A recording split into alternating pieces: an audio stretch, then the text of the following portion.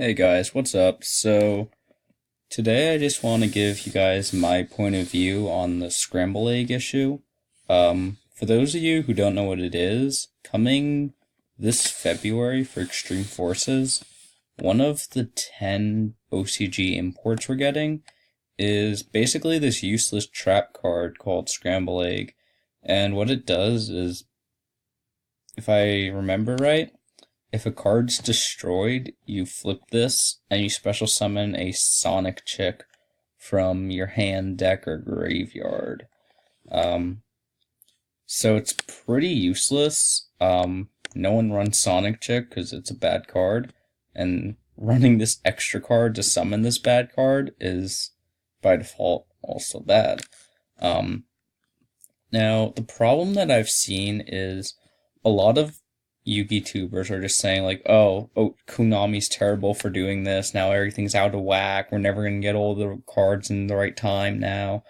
How I see this card is it kind of pauses or slows down the rate of our link monsters coming in.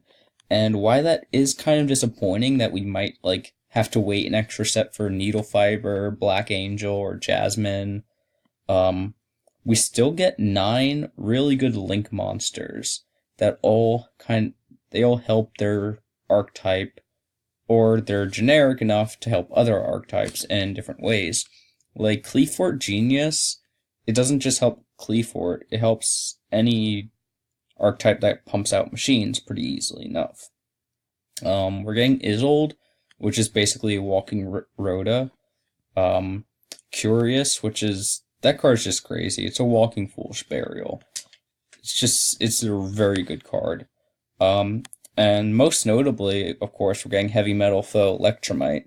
Now, the thing that's really, kind of confusing me here is we're getting all these good cards, and people are complaining about this one card. And on top of that, once this card's out, we're never going to have to see it in another set again. There's no chance that this card's going to be reprinted and we're going to have to deal with it in multiple sets. This card's going to be one and done. And now, the next point that I'd like to talk about is how I mentioned before, how this kind of slows down the rate that we're getting our link monsters is actually a good thing, because Konami can look over at OCG and be like, oh wow, look at what Needle Fiber is doing with this deck, or look what Jasmine's doing with that deck. And they can use that information to do preemptive ban list hits.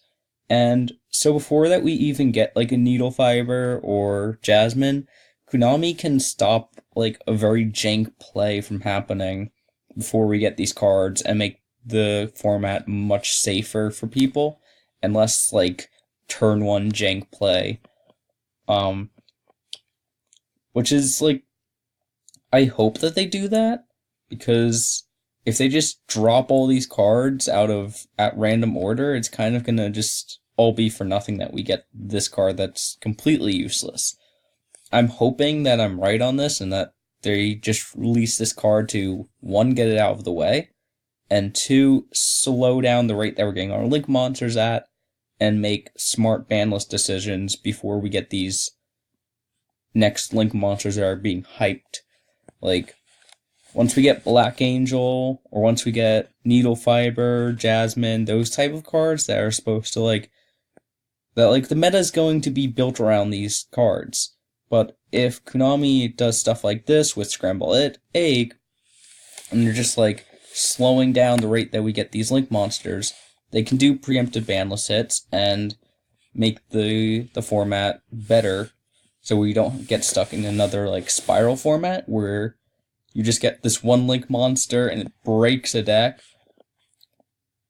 versus say there are a lot of janky plays with Needle Fiber, but say we get Needle Fiber and some of the cards in that play get hit, they get put to 1 or something, and it slows down the whole combo. Konami would have just saved a whole format just by slowing down one card's combo. So that's how I see Scrambled Egg as actually having an impact on the game.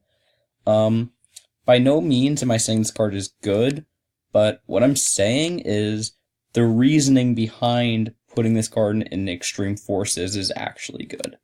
Let me know what you guys think about how Konami is handling this card in the comments below. And when you're down there, check out the description below. You can find the links to the Garo Gaming Facebook, Twitter, Discord, and Patreon. So check all that stuff out and make sure to like the video and subscribe to Garo Gaming. See you guys next time.